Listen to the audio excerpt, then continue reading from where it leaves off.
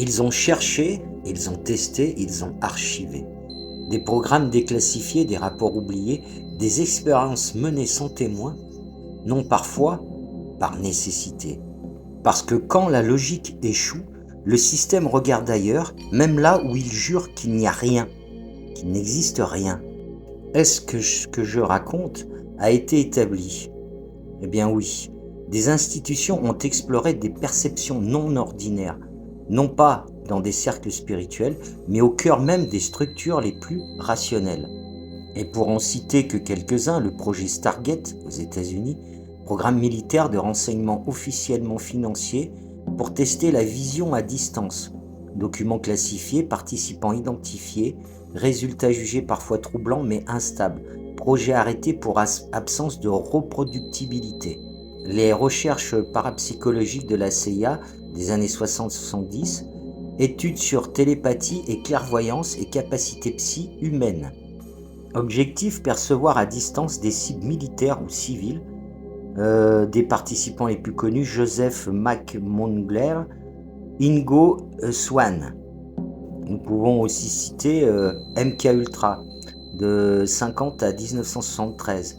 Substances psychoactives, manipulation mentale, privation sensorielle. L'objectif était de contrôler l'esprit pour l'espionnage et la guerre psychologique. Et il y a aussi Grille Flamme, alors plusieurs centres, le centre Line, le centre Sunstrike, Gondola Wish, 1970 à 1995, sous projet de Stargate lié à la vision de la distance appliquée et à l'espionnage. Ils étaient en association avec Stargate. La CIA aussi a effectué des recherches sur la télépathie et l'ESP de 1960 à 1980, télépathie, perception extrasensorielle, objectif, explorer la communication mentale et la réception d'informations à distance. Des expériences de privation sensorielle et altération de conscience, isolement prolongé, méditation forcée, état modifié. Objectif, stimuler l'intuition, la perception non ordinaire et tester les limites psychologiques. Alors ces recherches, on peut les retrouver via Freedom of Information Act. Voilà. Il y a aussi beaucoup d'expériences et de recherches russes, bien sûr occultées. Des expérimentations parallèles durant la guerre froide. Les États-Unis, comme l'URSS, ont exploré des capacités mentales non conventionnelles par crainte que l'autre camp ne prenne de l'avance. Consultation intuitive dans des enquêtes bloquées, cas attestés, toujours officieux, jamais consignés comme preuve. Utilisation ponctuelle, sans reconnaissance institutionnelle. Des documents existent, des noms sont connus, des archives sont publiées et pourtant rien n'a été reconnu, rien n'a été intégré. Pourquoi ? Eh bien parce que toutes ces choses qu'on dit mystiques, comme l'intuition, etc., ne se répètent pas.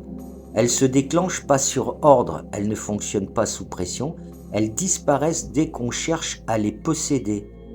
Et l'institution exige le contrôle, la reproductibilité et la responsabilité. Et si on parle encore de l'intuition, elle s'offre dans le surgissement, l'incertitude, le silence. La plupart des participants étaient des gens qui avaient des prédispositions, mais ils n'étaient pas spirituels. Le silence, ils n'en étaient peut-être pas adeptes. Ces deux mondes ne peuvent pas cohabiter, la spiritualité et la science. Mais surtout, la vraie raison, celle qui n'a jamais été dite, reconnaître, par exemple l'intuition, obligerait à reconnaître autre chose, que l'homme n'est pas simplement fait de chair et d'os et qu'il a des capacités autres. Que la conscience précède parfois la méthode, que le réel n'obéit pas toujours au modèle. Cela détruirait le mythe fondamental du pouvoir. Tout est contrôlable. Le danger qu'il voit à tout cela, si par exemple l'intuition était reconnue, qui déciderait qui est légitime, qui porterait la faute en cas d'erreur, comment empêcher les abus, les illusions, les dérives. Alors ils préfèrent nier même ce qu'ils ont vu. Pourquoi ? Eh bien parce que tous nos concepts devraient être révisés. tout ce qu'on croit savoir sur la psyché humaine et sur les capacités de l'humain. Alors ils préfèrent s'arrêter sur le fait que cela n'est pas reproductible chez tous les humains. Donc une expérience qui n'est pas reproductible n'est pas quelque chose de valide. Et ça les arrange bien sûr. Et aussi ça les forcerait à comprendre que l'intuition, par exemple, toujours pour revenir à celle-ci, n'est pas un don, ce n'est pas un pouvoir. C'est un état que l'homme doit cultiver, un état de dépouillement. Et cet état apparaît comme dans beaucoup d'autres dons mystiques, on va dire. Ça apparaît quand l'ego s'efface, le mental ralentit et l'intention est pure. Donc ce qui amènerait à faire pratiquer une sorte de spiritualité aux personnes. Et ça ne les arrange pas non plus.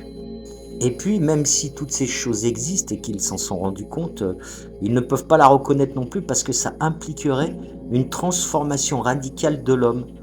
Et aucun système bâti sur le contrôle, comme notre système, n'accepterait cela. Alors, toutes ces choses mystiques resteront là où elles ont toujours été, dans le silence, dans l'ombre, entre les lignes, pour être utilisées par des personnes qui ont fait le travail sur eux et qui en ont le mérite, et aussi parce que ces choses doivent être respectées.